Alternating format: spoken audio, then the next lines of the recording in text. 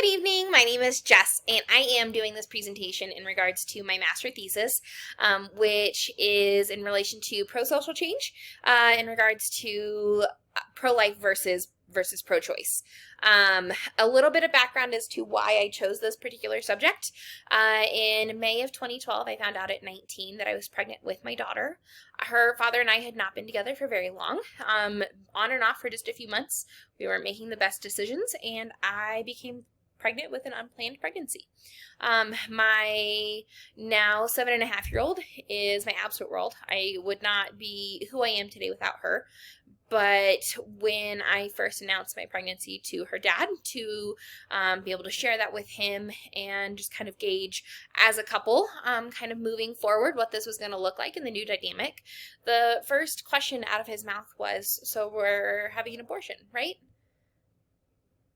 I was 19. I was 5 or 6 weeks pregnant. That was not something that I was expecting to hear. Now, like I said, we hadn't been together for very long. It was not this huge romantic relationship. Did we have a future? I had no idea at that point. But to think that it was normal enough, or he felt normal enough to kind of ask me that, I was shocked. And it really kind of defined how the remainder of our relationship would look ultimately. So with that being said, the question that I wanted to learn more about and just be able to really understand pro-life versus pro-choice and kind of some of the thought process that goes in behind it is, does new regulation and laws help guide women to choose life versus choice, or is it something more intrinsic and internal that guides them to their decision?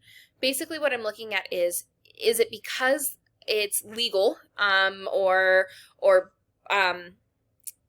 pieces or it circumstances make it legal in certain states or countries, is that why this is something that is becoming socially accepted, or is it something more internal and something that draws a woman or a couple to make the decision to have an abortion, and something outside of a political or religious piece? Prior to kind of doing the research that I did and prior to being so actively engaged, my mindset is that people chose not to have abortions and chose to have babies because if you have an abortion, you're going to put yourself into this box. And this box is going to be full of emotional angst, anxiety, depression, and really putting yourself into a category that you can't pull yourself out of.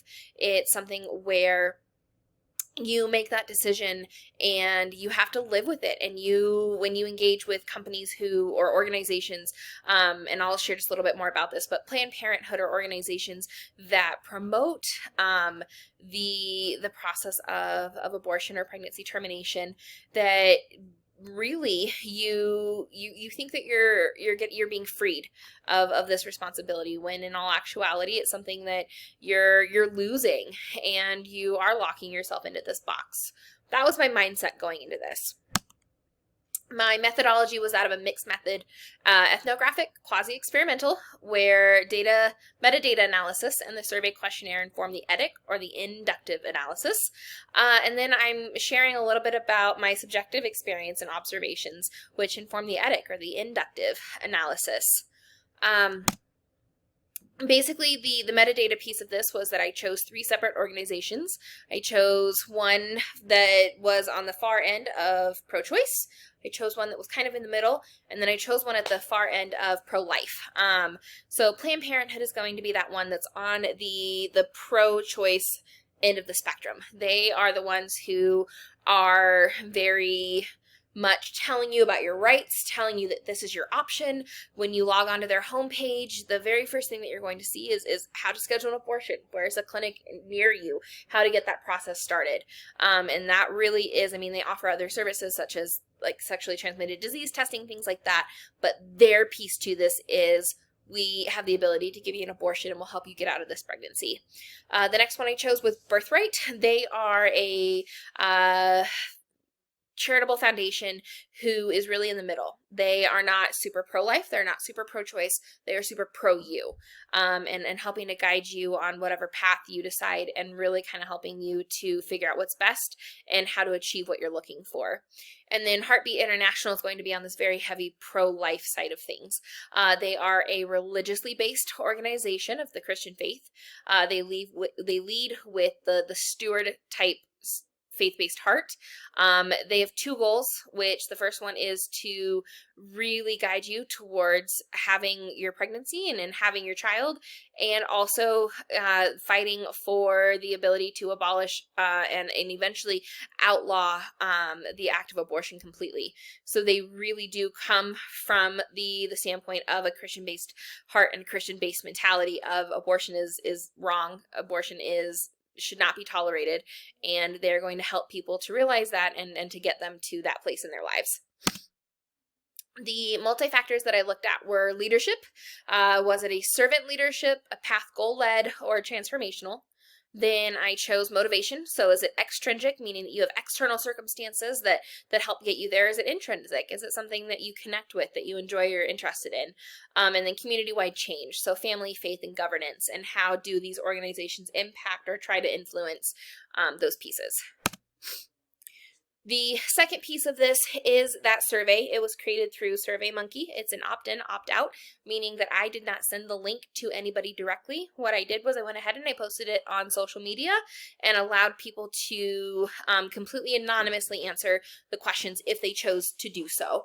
It was a total of 11 questions, the first several of those being ethnographic, gender, age, your ethnicity, and your religious affiliation. The following two, because I really did not just want to gear this towards people who had experienced this, but I did just want to kind of get the opinion of others as well. So I had two questions. One was, you are a male or female who have direct experience with childbearing or abortion. And the second one was, you are a male or a female, you do not have direct experience, but you have an informed opinion that you wanted to share. And then the remaining questions were that of a Likert scale, meaning 1 was strongly disagree, 5 was strongly agree, and they were questions including things like, I had support or was supported through my pregnancy, my partner was actively involved in my pregnancy, or I was actively involved in my partner's pregnancy, I had adequate resources throughout, or they were easily accessible to me. My faith had an impact on the decision I made, whether to childbear or to have an abortion. But the two final questions of this entire survey, and the two that I was really kind of looking at, was, I feel satisfied with my choice to have the child and understand the consequences and have experienced no emotional anxiety related feelings in regards to that decision. Or, I feel satisfied with my choice to have an abortion and I understand the consequences and have experienced no emotional or anxiety-related feelings in regards to that decision. Did they have an abortion? Did they have the child? And how did that emotionally impact them? Just a few highlights of my data was, I had 95 total responses. Out of the 95 total, I had 62% Christian affiliation. The two highest age categories were that of Gen Z and Millennial, being 25 to 34 and 35 to 44. 19 confirmed choices of abortion and 80 confirmed choices of childbearing. What I gather from that, now there is this room for error, or this room for kind of data discrepancy. But the other thing that this tells me is that there could have been people who both have experienced childbirth and experienced an abortion. That is much more common, and I talk a little bit more about that in my paper. So, like I said, when I initially went into this project, my mindset is that you're putting yourself into this box and that people choose to do this and then instantly regret it.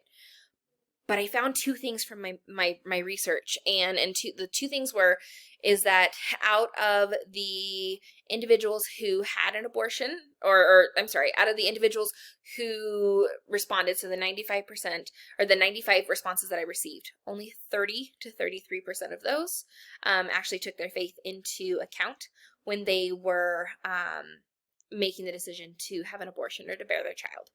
33% took that into account. Other than that, either it wasn't applicable or they strongly disagreed or disagreed.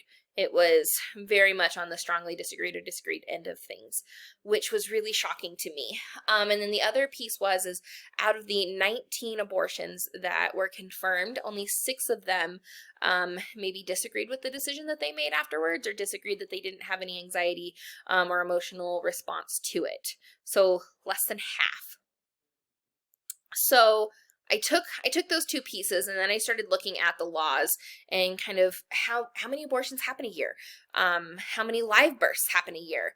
And what I found was that the amount of abortions that occur in a year is somewhere between 45 and 50 million. Of those 45 to 50 million, 25 million of them are still done unsafely or illegally. But the amount done safely or legally is 25 to 30 million. So almost half are done legally and half are done illegally.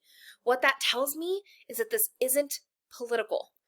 Sure, access-wise, it may be easier if it's allowed, or if by law you have access to it, but it doesn't stop people.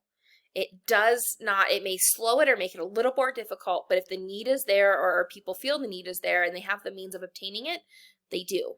It doesn't completely stop it just because somebody says, no, you can't do it.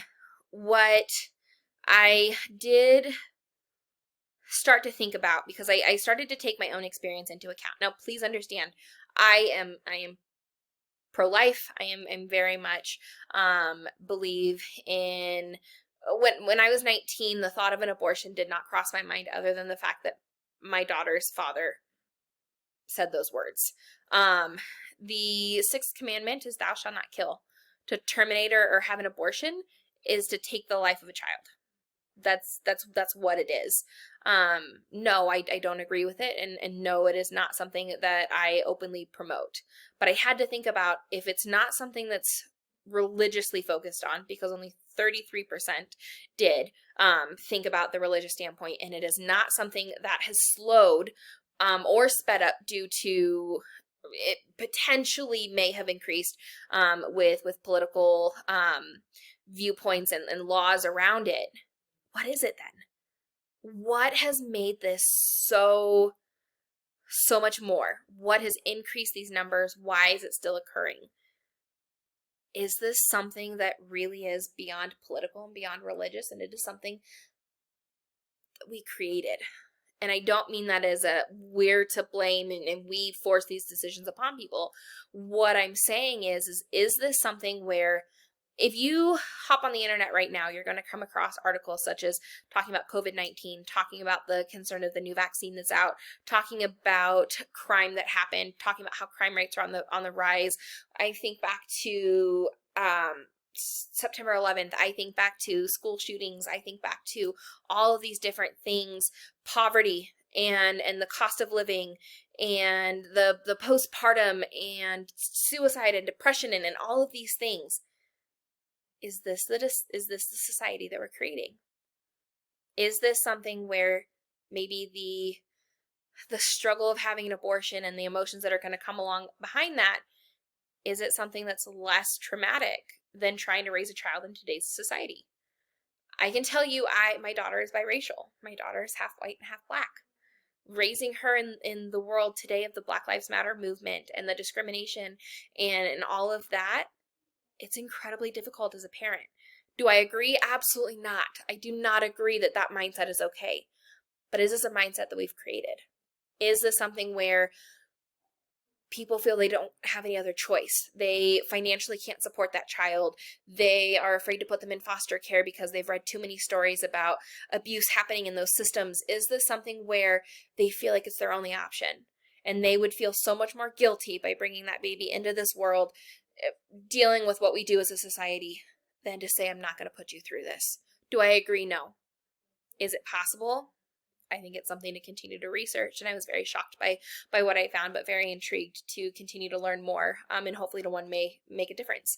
So I'd love to share more with you. I'm running out of time.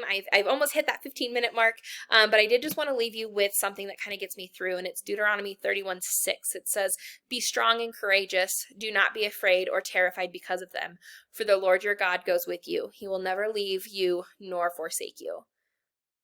That strikes home, especially after kind of what this project has helped me to conclude. So blessings. Thank you guys so much. Have a wonderful evening. It's been a pleasure.